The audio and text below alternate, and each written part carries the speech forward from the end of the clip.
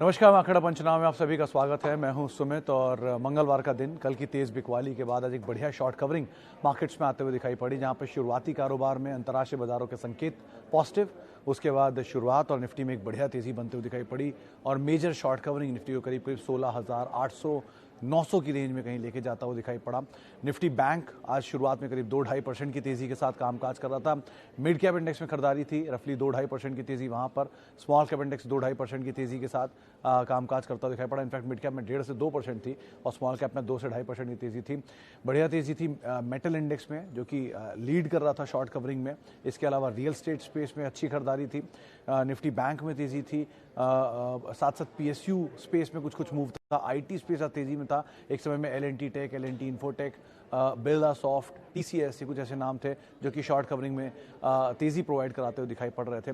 इसके अलावा आज अलग अलग सब सेक्टर्स के अंदर कामकाज था। मिसाल तौर पर केमिकल में खरीदारी थी। लिकर आज एक अच्छी तेजी में ट्रेड करता हुआ दिखाई पड़ रहा था। हॉस्पिटल्स और जितनी डायग्नोस्टिक कंपनीज थी वहां पर खरीदारी बनते हुए दिखाई पड़ रही थी और मेजरली मार्केट्स में अक्रॉस द बोर्ड आज बाइंग थी, एटलीस्ट फर्स्ट हाफ में। 2300 शेयरों के सामने 500 शेयरों के आसपास की बिकवाली एक समय में मार्केट में देखने को मिल रही थी। हालांकि सेकेंड हाफ में 1:30 बजे के बाद या 2 बजे के बाद से भारतीय बाजारों में बिकवाली बढ़ी और हायर लेवल से मार्केट में तेज बिकवाली। एक समय में निफ्टी बैंक लाल निशान में पहुंच गया और पूरी बढ़त गवा दी, लेकिन फिर भी क्लोज होते होते 0.5% की तेजी निफ्टी बैंक में, करीब 1% की तेजी निफ्टी में और सेंसेक्स में भी 1% की तेजी देखने को मिली। सभी सेक्टर्स हरे निशान में बंद हुए। आईटी में जोरदार तेजी बनी रही एंड तक। इसके अलावा लिकर में एंड तक खरीदारी रही, हॉस्पिटल में खरीदारी रही और उसके अलावा मेटल में कुछ हद तक शॉर्ट कवरिंग रही। तो बहुत हद तक जो तेजी थी वो कम ज़रूर हुई, लेकिन तेजी का जो सिलसिला था सुबह से वो बना रहा। ये एस्टिमेटेड भी था कि भारतीय बाजारों में जो तेज़ी शुरू होगी मार्केट्स में वो कुछ हद तक शॉर्ट कवरिंग के चलते बढ़ेगी, लेकिन सेकेंड हाफ में एफआईएस की बिकवाली का जो फ्लो लगातार बना हुआ है, 23-17 से एफआईएस लगातार बिकवाली करें तो शायद वो बिकवाली अभी भी कंटिन्यू करते हुए दिखाई पड़ेगी। तो वो बिकवाली का प्रेशर मार्केट को सेकेंड हाफ में नीचे की तरफ ला भी सकता है। इसीलिए फ्रंट लाइन में जहां पर शॉर्ट कवरिंग फर्स्ट हाफ में थी, सेकेंड हाफ में थोड़ा सा ईज आउट होने की उम्मीद मार्केट लगा कर भी चल रहा था, तो वो देखने को भी मिली। तो उसी तरह से उसी तर्ज पे ही भारतीय बाजार आज कामकाज करते हुए दिखाई पड़े। चले मार्केट के बाद अब बातचीत कर लेते हैं कुछ स्टॉक्स को लेकर, जहां पर आपको नज़र रखनी होगी या फिर जिन स्टॉक्स के ऊपर आप बातचीत करना चाहते हैं। एक एक करके कुछ स्टॉक्स देख लेते हैं जहां पर मूव देखने को मिल रहा है। सबसे पहला नाम आज फिर लग रहा है मुझे स्टॉक्स नहीं दिखाई पड़ेंगे। ओके, आज भी मुझे शेयर नहीं दिख रहा है, तो मैं डायरेक्टर साहब से रिक्वेस्ट करूँगा कि वो मुझे अगर कुछ शेयर बता पाएँ जहाँ पर आज नज़र रखनी होगी फिर जिसके ऊपर सवाल आ रहे होंगे, क्योंकि मेरे को मनी कंट्रोल का लाइव आ रहा है, अपना लाइव नहीं देख पा रहा हूँ मैं। एनीवेज, तो सबसे पहली चीज़ जिन चीज़ों को आपको या जिन स्टॉक पे नज़र रखनी होगी, उसमें कुछ स्टॉक जहाँ पर एक बढ़िया शॉर्ट कवरिंग थी या कंटिन्यू रह सकती है। तो राजेश जी से हमारी बातचीत हो रही थी आज दोपहर में और उनका ये मानना है कि 17,100 तक निफ्टी मूव कर सकता है। 17,000 पे कॉल राइटिंग जो थी वो थोड़ी बहुत अनवाइंडिंग में कन्वर्ट हो रही थी और 17,100 के जोन में कॉल राइटर्स जो हैं वो वापस एक्टिव होते हुए दिखाई पड़ेंगे। पुट राइटिंग का जोन 16,900, 16,800 और 17,000 के जोन में शिफ्ट होता हुआ दिखाई पड़ रहा है, तो आप उस लिहाज से भी उसके ऊपर नजर बना के रख सकते हैं। अच्छा, सवाल जवाब शुरू करते हैं। सबसे पहला सवाल जो मेरे पास आया है वो है देवयानी इंटरनेशनल पर शिवम मिश्रा साहब का। मिश्रा साहब, आज ही बातचीत हुई थी मेरी कुछ लोगों से देवयानी को लेकर। 2 चीज़ें बड़ी इंटरेस्टिंग हैं, ऐसे समझिएगा। 3 कंपनियों का कंपैरिजन करूंगा मैं। पहला नाम होगा जुबिलेंट फूड, दूसरा नाम ऑब्वियस ही बात है पिज्ज़ा के दोनों मेजर देवयानी और सफायर, और तीसरा नाम बर्गर के दोनों मेजर वेस्ट लाइफ डेवलपमेंट्स के ऊपर। तो जुबिलेंट फूड इंडिया की मास्टर फ्रेंचाइजी है डोमिनोज की, जो कि इंडिया, बांग्लादेश, नेपाल ये 3 एरियाज़ को केटर करती है और इंडिया के जितने भी स्टोर हैं पैन इंडिया वो जुबिलेंट फूड के अंडर में आते हैं, डोमिनोज के। ये एक हिस्सा हुआ। दूसरा हिस्सा आता है पिज्ज़ा हट, KFC और कोस्टा कॉफ़ी, वांगो, ये सब जो है आते हैं देवयानी फूड्स के पास। और देवयानी और सफायर दोनों मिलके इंडिया में जितने भी चलते हैं ये आउटलेट्स उनको मैनेज करता है और वो 2 हिस्सों में बटा हुआ है। ऊपर नॉर्थ के हिस्से में आप आएंगे तो कुछ हिस्सा देवयानी, कुछ हिस्सा सफायर, और साउथ के हिस्से में आएंगे तो कुछ हिस्सा देवयानी, कुछ हिस्सा सफायर। तो ये 2 लोगों के बीच में बटा हुआ बिजनेस है। तीसरा आता है वेस्ट लाइफ और हार्ड कैसल।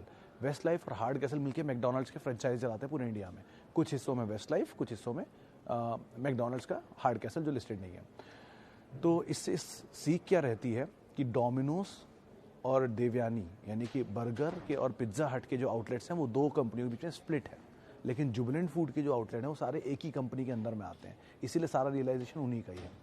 दूसरा, मैकडोनल्ड और KFC और पिज्ज़ा हट, तीनों के स्टोर बड़े हैं, उनमें रेंटल कॉस्ट है, लेकिन डोमिनोज की कोई रेंटल कॉस्ट नहीं होती। छोटे स्टोर होते हैं, पिज्ज़ा डिलीवरी पे ज़्यादा काम करते हैं, इसीलिए उनकी कॉस्ट सेविंग ज़्यादा है और रेवेन्यू ज़्यादा आता है, इनपुट कॉस्ट कम लगती है। तो ऐसे बड़े सारे डिफरेंसेस हैं जिसकी वजह से वो जुबिलेंट फूड है और जिसकी वजह से देवयानी और सफ़ायर और मैकडोनल्ड्स उस तरह की ग्रोथ या उस तरह की SSSG नहीं जनरेट कर पाता है। तो वो रीज़न आप समझें और उसके बाद उसमें पैसा डालें, वो ज़्यादा बेटर है। हैविंग सेड दैट, आप समय दे सकते हैं तो बात अलग है, लेकिन बहुत प्रीमियम है। रेवेन्यूज़ अगर वैसे मिलेंगे जैसे जुबिलेंट को मिलते थे तो ये शेयर भी जुबिलेंट बन सकता है, कोई दो राय नहीं, लेकिन अभी कुछ भी कहना ये बहुत जल्दी होगा। खैर, बहुत लंबा जवाब दे दिया इसी का ही, आगे बढ़ते हैं। अच्छा, उसके अलावा HFCL, टिंकू कुमार सिंह साहब का सवाल है। सिंह साहब, अवॉइड करें HFCL को। इसमें 2 रिलायंस का 5% स्टेक है रिसेंटली, लेकिन फिर भी कोशिश करिए कि टेलीकॉम में और अच्छे प्लेयर हैं उनको तलाश लीजिए, वो ज़्यादा बेटर है। इस स्टॉक के बारे में आप पुरानी हिस्ट्री जब कभी पढ़ेंगे तो आपको क्लियर होगी सिचुएशन। लेकिन बहुत सारे शेयर हैं, क्यों ऐसे शेयरों में जाना जहाँ पर कुछ भी सिचुएशन में ऊपर नीचे है। तो बेटर यही है कि आप अवॉइड करें, किसी और शेयर में जाएं, वो ज़्यादा अच्छा नहीं टेलीकॉम में, उनके साथ जाएं। HFCL अगर आप ले रखा है और आप बने हुए हैं तो ये कर सकते हैं, मोमेंटम को चेज करें और मोमेंटम में से निकल जाएं। टाटा कंज्यूमर कब चलेगा? उमेश साहब, मतलब FMCG जाइंट है, आप टाटा के स्टोर में जाते ही होंगे और इनके प्रोडक्ट भी इतने बिकते देखे होंगे, दाल, नमक, ये सब। FMCG ऑलवेज हमेशा से एक स्लो मूवर रहा है, चाहे कोई भी हो। सेक्टर का सबसे बड़ा जाइंट इज HUL, वही इतना धीरे धीरे चलता है। फिर आता है Colgate, Procter, ITC, Dabur, Jyothy Lab and Tata Consumer. इतने सारे प्लेयर में सभी स्लो चलेंगे, तो ये सेक्टर डिफेंसिव है। इनको आप लेके रखेंगे, पोर्टफोलियो का हिस्सा बनाएंगे, छोटा छोटा चलेगा। हर साल 10% चल जाए बहुत है, 20% चल गया तो बोनस है, ऐसी ग्रोथ देखेंगे। लेकिन ये टूटेंगे उतना नहीं, इस साल भर में चलेंगे भी उतना ही, टूटेंगे भी उतना ही। तो बहुत धीरे धीरे चलना, बहुत धीरे धीरे टूटना, डिफेंसिव का काम करते हैं। सेक्टर में अगर आप डिफेंसिव कुछ चाहते हैं तो आपको FMCG डालना होता है, फार्मा डालना होता है, IT डालना होता है। ये 3 कंपनियों को रखेंगे। IT ने अपनी टेंडेंसी चेंज करके एग्रेसिव हो गया है, लेकिन बाकी दोनों आज भी डिफेंसिव हैं। तो ज़रा उस हिसाब से आप इसमें काम करिएगा। Okay, Amar Raja battery and Exide दोनों पे ही सवाल आ रहे हैं, पटेल साहब और साथ ही साथ योगेश जी।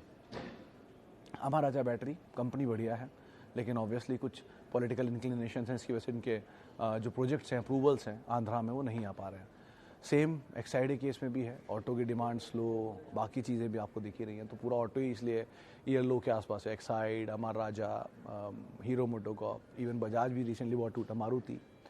तो इसीलिए थोड़ा बहुत प्रेशर रहेगा इनमें। लेकिन हैविंग सेड दैट, एक्साइड के केस में तो कुछ वो डील भी किया है इन्होंने, जिसकी अदर इनकम इनको पिछले क्वार्टर में आई थी, वो शायद अभी कंटिन्यू करेगी। लेकिन बेटर यही है कि मोमेंटम में ही चेज़ करिएगा। 2 कंपनियां ठीक हैं, लेकिन मोमेंटम चेज़ करिए, वो ज़्यादा बेटर है। अभी सिनेरियो ऐसा है कि तेज़ी मिले आप निकल जाएं। अगर आप मीडियम टर्म के इन्वेस्टर हैं तो, लंबी अवधि के इन्वेस्टर हैं तो अपनी लिस्ट निकाल लीजिए, से 10 शेयरों की लिस्ट है आपकी, तो वो 10 शेयरों को आइडेंटिफाई करते रहिए। जिस भी दिन किसी एक में गिरावट आएगी, ऐसा तो नहीं सारे टूटेंगे। जैसे कल परसों में इंडिया बुल्स नीचे आया था 140 रुपये, कल 145-42 आया था, बढ़िया भाव था। वो एक ही झटका वापस आज 160 रुपये 70 रुपये आ गया। कल परसों में टाटा कम्युनिकेशन 1200 की रेंज में आया था, झटका वापस आ गया। PD लाइट कल ही नीचे आया था, अपोलो हॉस्पिटल कल नीचे आया था। तो ऐसे करके झटके देगा बाजार, वो झटकों का इस्तेमाल करिए और अच्छे शेयरों को थोड़ा थोड़ा लेते रहिए। थोड़ा ऐसे बहुत थोड़ा, 100 की कैपेसिटी है तो 2 और 5, इससे ऊपर मत जाएं। कोई नहीं होगा, कुछ नहीं होगा। क्या होगा? मैक्सिमम उसका भाव भाग जाएगा, आपके पास नहीं आएगा, कोई बात नहीं, कोई और आ जाएगा, कोई और आ जाएगा, कोई और आ जाएगा। ऐसे 10 नाम तो होंगे ही ना, 1 नहीं आएगा, 8 आएंगे, 7 आएंगे, 6 आएंगे, 5 आएंगे, लेकिन थोड़ा थोड़ा आते रहेंगे। फिर कभी वो 5 नहीं टूटेंगे, ये टूटेगा, फिर आप ले लीजिएगा। तो ऐसे करके पोर्टफोलियो बनाइए, पेशेंस रखिए, भाव कहीं नहीं जा रहा। हर शेयर नीचे आता है, जो ऊपर जाता है वो ज़रूर नीचे आता है, ऐसा नहीं है कि ये नहीं आता। कोई ऐसा नाम आज तक नहीं देखा मैंने जो नीचे नहीं आया, 2-3 को छोड़ के। लेकिन वो भी ऐसी सिचुएशन में बहुत टाइम बिता देंगे कि आपको आराम से मौका देंगे लेने का, तो आप उसकी चिंता ना करें। ओके, पेटीएम और रिलायंस। शिवम साहब, 1000 रुपये पर रिलायंस ले रखा है आपने, तो आपको क्या घबराने की ज़रूरत है? दोबारा आपके भाव के आसपास आया तो डबल कर लीजिएगा, चलिए ट्रिपल भी आप कर लीजिए, कोई दिक्कत नहीं है। तो इसलिए कोई दिक्कत वाली बात नहीं। देश की सबसे बड़ी कंपनी को 1000 रुपये के दाम पे आपने खरीदा, अभी भी आपने खरीदारी से दुगना है। वो भाव वहाँ तक आने के लिए निफ्टी को कम से कम 8000 जाना पड़ेगा, क्योंकि निफ्टी की सबसे बड़ी वेटेज रिलायंस के पास है। तो निफ्टी 8000 अभी तो नहीं आ रहा, अगर आता है तो रिलायंस ही मिलेगा आपको, आराम से ले लीजिएगा फिर तो। लेकिन बुलिश व्यू रखते हुए मुझे लगता नहीं कि ऐसा भाव मिलेगा, तो अगर मिले तो ले लीजिएगा। और रही बात पेटीएम की, sir loss making business at any price वाली चीज़ अभी तक मुझे समझ में आई नहीं है, लेकिन मेरी सीमित जानकारी ये कहती है कि 1200-1300 रुपये में ठीक ठाक भाव है। लेकिन having said that, anchor investor निकल रहे हैं, कंपनी लॉस में ही है, डिविडेंड मिलेगा नहीं मिलेगा पता नहीं, कभी प्रॉफिट में आएगी कि नहीं आएगी ये भी पता नहीं। तो इसलिए 6000 कंपनियाँ, 6200 कंपनियाँ हैं, 6199 को तो देख ही सकता हूँ मैं। बहुत ज़्यादा बेटर डील नहीं है, क्यों पेटीएम में फंसना। आपको तेज़ी मिले आप निकल जाए, ज़्यादा बेटर सिचुएशन रहेगी। 200-300 रुपये एक्स्ट्रा मिल जाए आप निकल जाए, ज़्यादा बेटर है। या फ्री के शेयर रख लीजिए, कॉस्ट निकाल लीजिए, वो भी बेटर है। लेकिन कोशिश ये करिए कि ऐसी कंपनी को देखिए जहाँ एटलीस्ट बुरे समय में डिविडेंड मिले। मिसाल के तौर पर कोल इंडिया नहीं चलता, लेकिन अगर आपके अकाउंट में पड़ा हुआ है तो आपको डिविडेंड देता रहेगा। या आईटीसी नहीं चलता, लेकिन अगर आपके अकाउंट में पड़ा तो आपको डिविडेंड देता रहेगा। तो रिस्पाइट है कि एटलीस्ट कुछ तो आ रहा है। लेकिन जो नहीं चलते और डिविडेंड भी नहीं देते, उनकी सिचुएशन थोड़ी ख़राब होती है, तो उनका जरा आप ध्यान रखिएगा। एटलीस्ट कैपिटल बचाइए, पैसा तो बन ही जाएगा, कहीं नहीं जा रहा, बस कैपिटल बचा लीजिए। सर टाटा टेली पे कोई व्यू नहीं है। निखिल जी, एक तरफा तेज़ी आई है किसी भी शेयर में, 2200% इस साल में चल चुका है। इस तरह की तेज़ी के बाद स्टॉक में क्या व्यू रखेंगे आप? तेज़ी है, निकल जाइए आप, अगर आपके पास है तो। किस धंधे पर इतना चल रहा है? 15,000 करोड़ की मार्केट कैप, उसको दे दी 12,000-14,000 करोड़ की मार्केट कैप, तो सिर्फ टाटा कम्युनिकेशन किया। इतनी बड़ी कंपनी की इतनी सी मार्केट कैप, उतनी छोटी कंपनी की इतनी बड़ी मार्केट कैप, किस हिसाब से जजमेंट हो रहा है? तो ये सही नहीं लग रहा। इसीलिए तेज़ी बहुत जल्दी आई है और बहुत ज़्यादा आई है, निकल जाए सबसे सेफ है। चले फिलहाल अब इतने सवालों में शामिल करूंगा। माफ़ी उन सभी लोगों से जिनसे आज हम बातचीत नहीं कर पाए। बहुत बहुत शुक्रिया उन सभी लोगों ने जिन्होंने इस कार्यक्रम का हिस्सा बने। और शॉर्ट कवरिंग है, कोई बात नहीं, फिर बंदी आएगी, फिर नीचे आएगा बाजार, फिर ले लीजिएगा, फिर तेज़ी आएगी, फिर निकल जाइएगा। घबराइए मत, बने रहिए। 8000, 9000, 10,000, 15,000 सब में ऑल टाइम हाई निफ्टी ने काटा था। आज भी निफ्टी ऑल टाइम हाई काट रहा है, कल फिर काट देगा, तो कोई